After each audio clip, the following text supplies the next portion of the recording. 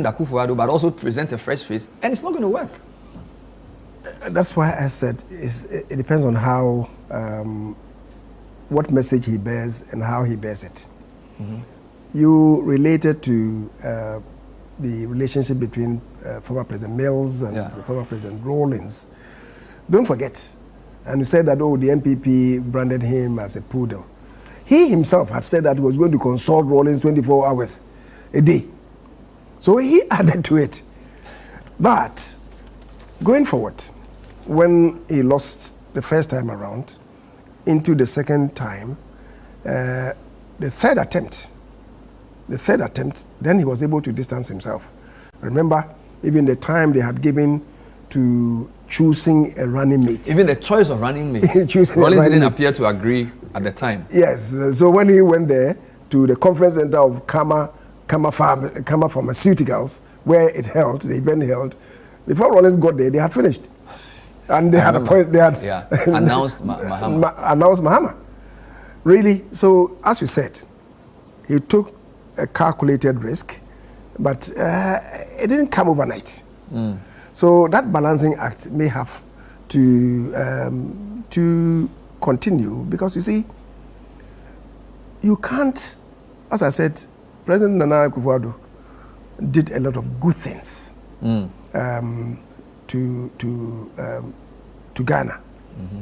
But the events post-COVID caused some havoc in the system. Mm. It introduced a lot of turbulence in the system. And in that process, a few things went wrong. We must all reflect. Could we have done it in a better way, given the circumstances of the time? Every decision has its own flip sides and positive sides, which is why, as I'm saying, maybe the way to go would be to own up to certain things and then move on. Remember, not too long ago, Dr. Bawumia at a forum had even offered an apology that we did our best. But given the circumstances that ensued post-COVID, a few things were done which perhaps upon reflection we should have done it better. And for that reason, I apologize for the things that went wrong. We are not angels, and that we have learned useful lessons. Going forward, we will do much better. Even some within the party took him on. Somebody said, if you apologize, apologize on your own part. Don't include me, even though as a cabinet minister, I didn't do anything wrong. How can somebody speak like that? You're a cabinet minister. Decisions are taken at the cabinet level. They are collective decisions that come out. And then we have somebody saying that we didn't get everything right. We apologize for the things that we didn't get right. And you, a former cabinet minister, says that as for you, you are not part of it. We'll take a break. That is something else. Leader. This is the point of view. We're speaking to former majority leader. Parliament. And a key member, I should say, 28 years, 3 decades almost in our parliament. Very, very rich experience. And we're trying to understand where the NPP is. Let's just do one quick thing on NPP before I come to other things. I suspect you are one of the key proponents of this idea of choosing a flag bearer first. And I don't want to over-debate it, but there's one proposition that some people feel like if a party starts electing officials from the bottom, it's also part of the healing process. Especially if some of them feel that, don't forget, point number 3 was organization of the party. So if some people feel that maybe the party leadership didn't do a good job, if the party starts choosing leaders from the base, then they can say, now at least we have a new team. So we feel change is happening. All right. Then number 2, if that new team then supervises the election of a flag bearer, the flag bearer's legitimacy is more, because now he's like, well, there's a new team that's choosing the leadership. So whoever wins will say, this is what the NPP thinks. But it appears because of the circumstance you face, you've inverted the process. When you reflect on that, are you sure it's a risk worth taking? Well, every decision has its pros and cons. Yeah. And I think that in the circumstances, what the party has done is the best. The reason being that soon after the loss and the presentation, even before the reports came to be concluded, where people announcing that the next time around they were going to contest. Okay. And with that ensued the acrimony that is, polluting the atmosphere for all of us. Now, so the party, with that in mind, met and decided that we can't go on this tangent for too long, assuming we hold on to the election of a presidential candidate for the next 1 year, the next 1.5 years. How is the party going to look like after that?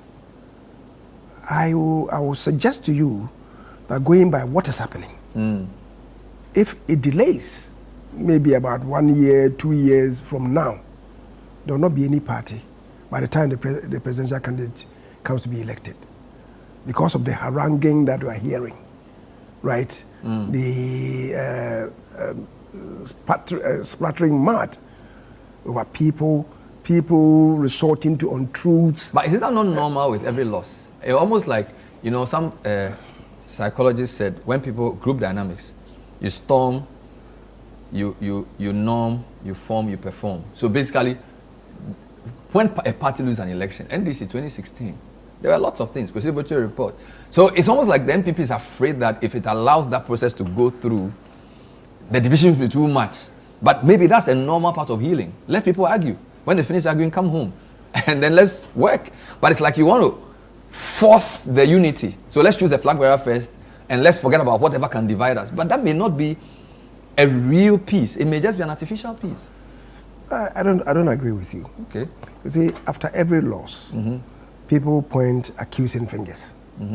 Adubuahin lost the election, or should I lost in quotes, the election in 1992. The party's position at the time was that we had won, and that the verdict had been stolen from us. But to the extent that he couldn't take us to the castle at the time, right, whatever the circumstances, it amounted to a loss. And people said, oh, he couldn't win for us. Then we had another one in 1996, in Kufuor's election. First election. In 1996, Easter time in an election year. 1996, that was when the party elected President Kufuor. That's 3.5 years after the first election in 1992. Then, to the extent, of course, that produced 61 of us in Parliament in 1997. But the presidential candidate didn't win. Soon thereafter, we learned our lessons. That no, because we tarried for too long, 3.5 years, we needed to do it earlier, because it didn't afford the presidential candidate enough time to organize himself, organize the party, lead the party to organize itself into the next battle. And so it was decided then to have an early primaries, an early Congress, which is what happened in 1998, 1.5 years after into the second year after the loss. Yes, people pointed accusing fingers at Kufuor those days. Oh, Rawlings was too much of, there was so much, he injected heat. Kufuor was too gentle. He couldn't win for us. These things came up. And some others even said that, oh, Kufuor as an Ashanti couldn't win because according to them, Komfo Anokye had long ago said that no Ashanti should occupy a position of prominence to compete with the Asante to overshadow. Yeah, I remember that. You remember that? Yes. But the party had faith in Kufuor, kept faith with him, and then we had a Sunyani Congress that produced Kufuor again. He led us into 2 years on, 2.5 years on. He led us into another battle, and we won. Then Akufo-Addo succeeded President Kufuor. Akufo-Addo lost the first time. That was even a marginal loss. And people said that, oh, Akufo-Addo is too steely too much of a steal, and we need a gentle person. When they were accusing Kufuor of being too gentle, now they are accusing Akufo-Addo of being too steely, right? And that, Akufo-Addo has been cursed. He couldn't win. The party kept faith. We went with them in 2012. In 2012, it was very close, and we even took the matter to the Supreme Court. That going by the rules of the Electoral Commission for a general at the time, who has signaled NVNV, the famous NVNV. No verification, no vote. No verification, no vote. Then, 2 days before the election, there was a U-turn. Somebody spoke soundly to it, and it was then President Mahama who said, if you went there and to verify and the machine didn't verify you, you must vote. Against that of the provisions of the Electoral Commission. So many people were not verified, even dwelling on that point alone.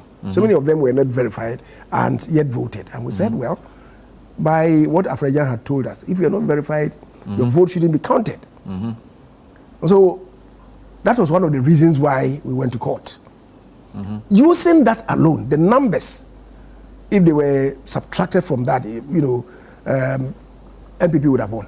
And yet, people said, even regardless of how close we got, people still accuse Akufo-Addo that Akufo-Addo couldn't win for us. So your point is that every year and what has to be done. Absolutely. So every time and this approach. But I was just telling you that even at the time, even though people critiqued Akufo-Addo, people critiqued Kufuor, the language was not as toxic as it is now.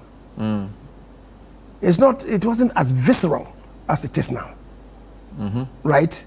It wasn't as divisive as it is now. Which is why, if this is allowed to prolong, it may tear the party apart. I get it. So in my view, what decision that the party took, to me, was most apt and would serve the purpose of the party. And we have 3 years, fortunately, post 31st January 2026. We have 3 years to... But is that not too much time? Again, I'm appealing to you as a statesman now. I know you are worried about a number of things. Monetization of our politics. Too much politics. You chaired a constitution review committee under the previous government. So you are concerned about... We have too many elections in Ghana. We spend too much money on elections, and we spend too much time on politics, right? Yes. But in this particular scenario, I mean, some people even think that Dr. Bawumia should take a break after the election, go and cool off, go and think through. The guy has done a grueling campaign from... Unprecedented. Probably like from June to December. Unprecedented. And by April, he's doing a thank you tour. By July, he's campaigning already. I mean, you don't even treat animals like that.